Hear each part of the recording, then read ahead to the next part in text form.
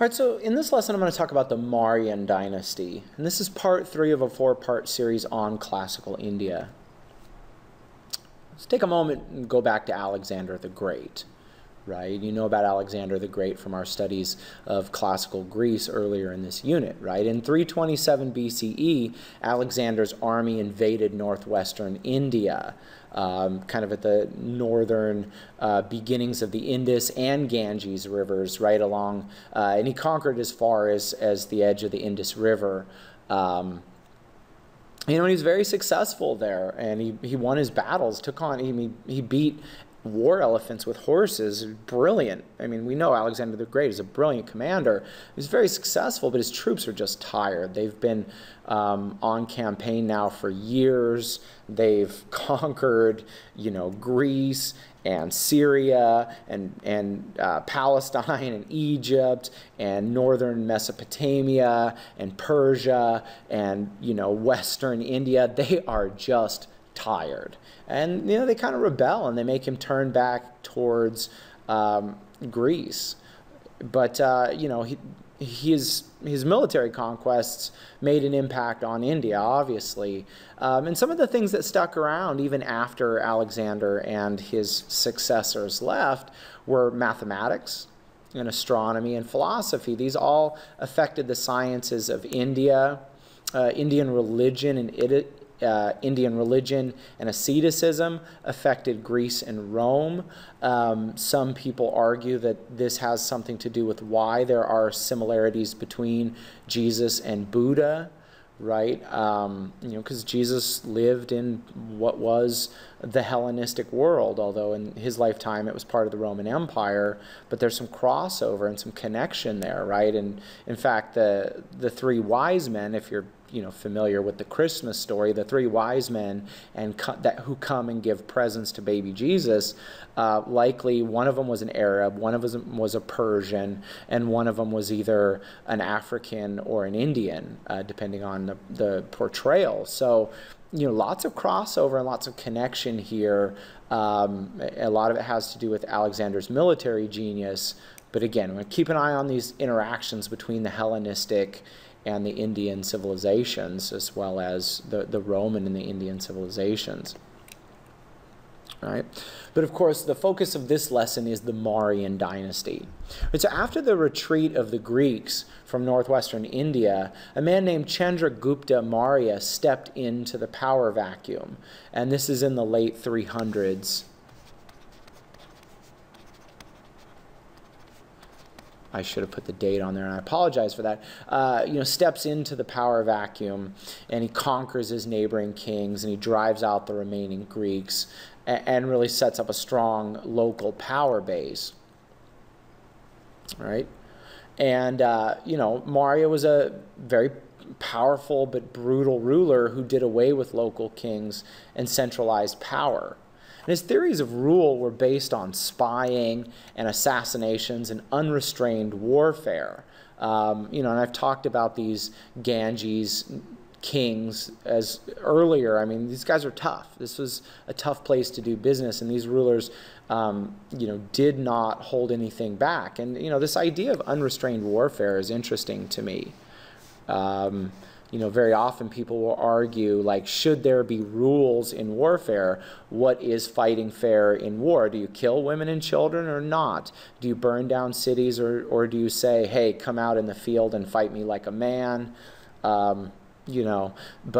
for Maurya, at least, there's no holding back. I mean, it's bloodthirsty, take the gloves off, go crazy war. We're fighting to win. Right? And this is going to have a big impact for what we're going to see next. And so Ashoka Maurya, who was Chandragupta's grandson, finished his grandfather's bloody expansions. Again, these are very tough people. However, late in his campaigns, Ashoka is starting to see the end of warfare. He's able to kind of stop and take a look around. He starts to really witness the suffering of his policies on the people, right? He starts to see, oh my God, what have I done? all this suffering and death I've caused as a desire to, conquer and create a large political state here.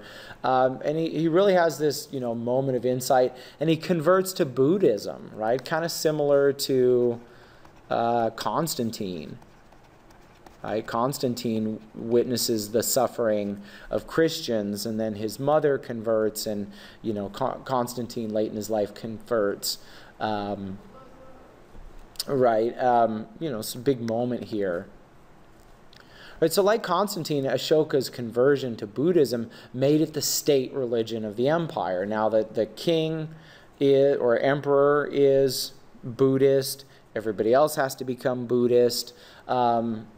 However, unlike Constantine, Ashoka converted early enough in his lifetime to really practice the religion, right? Constantine kind of gets baptized right before his death, so his experience of Christianity is much less than Ashoka, who was a devout Buddhist for, most of his adulthood and into his later years. Right, and so as Ashoka turns his energies from conquest to state building, and when we talk about state building, we're talking about building roads and schools and hospitals and rest homes and things like that, really building the structure of an empire as opposed to just running around and beating people up. He also worked to stop animal sacrifices, which is a big part of Hinduism and the Vedic religion, so this is a direct threat to the Brahmins. And he became more merciful and bureaucratic, right, ruling through laws and government as opposed to being militaristic, which means you rule through swords, right? So, Buddhism had a big impact on Ashoka, and then that had a big impact on India more generally. We got to remember, too, that Buddhism gave women greater rights and higher status than Hinduism. And this is going to be really important in the DBQ that we're doing. So I really hope that you're watching this before the DBQ as opposed to afterwards. Right? And so, and you're going to see this difference in the Buddhist and Hindu texts that we read for that DBQ. Buddhism gives women higher rights, or greater rights and higher status. It's less patriarchal, than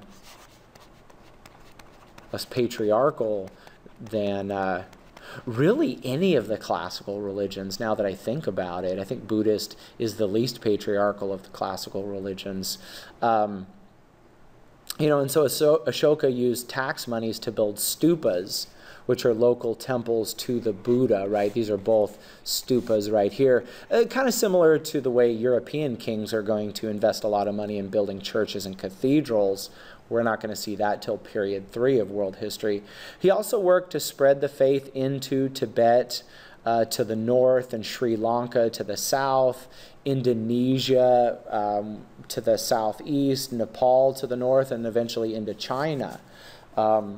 So this is an example of what happens when a very powerful state adopts a state religion, kind of similar to the way the Romans spread Christianity. That's what happens when you're a state religion, right? However, after Ashoka, the dynasty doesn't last very long, right? Ashoka and Chandragupta are brilliant politicians and brilliant leaders, and unfortunately, the Mauryan dynasty doesn't last much after Ashoka's life. After he dies, the empire is divided by 2 claimants to the throne, right? 2 relatives who want to claim the throne. You can see the root word right there. And so within 50 years after his death, the empire's gone. And so we've got political fragmentation once again. Remember, fragmentation means it's broken up. Right, and you saw this pattern in Chinese history with the with the Zhou dynasty in the Warring States period. And, you see this in Chinese history with the breakup of the Han dynasty. Political fragmentation is just a part of life in human civilizations. So with the decline of the Mauryans and the death of Ashoka, that's it. Fragmentation and violence return. Well, anytime you got violence, you've got a power vacuum, and you've got a lot of military strongmen running around. So, like I said, hopefully you're seeing that pattern now. And so that's it. Thanks for watching. That was part 3. One more part to go on classical India. One more lecture to go on the classical period.